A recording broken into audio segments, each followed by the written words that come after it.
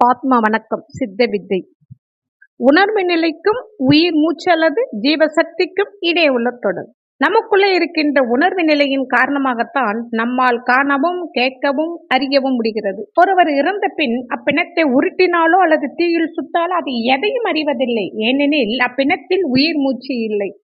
இவ்வாறு நமக்குள் உயிர் மூச்சு இருக்கும் பொழுது மட்டுமே எந்த விஷயத்தை பற்றிய அறிவும் நமக்கு ஏற்படுகிறது. ஒரு மனிதன் சாகும் வேளையில் கண் புருவங்களுக்கு இடையே சிறியதோர் அணுவளவு உயிர் மூச்சு உள்ள பொழுது மட்டும் அவன் கண்களையும் முகத்தையும் அசைத்து அவனுக்கு உயிர் இருப்பதற்கான அறிகுறிகள் காட்டுகின்றன. ஆனால் உடலின் எந்த பகுதியும் அவனால் அசைக்க முடியாது. மிஞ்சிய இந்த அணுவளவும் உயிர் மூச்சும் இறுதியில் போய்விடும் பொழுது உடலின் எந்த உறுப்புகள் மூலமாகவும் உயிர் வாழ்வதற்கான அறிகுறியை அவனால் எவ்விதத்திலும் காட்ட முடிவதில்லை.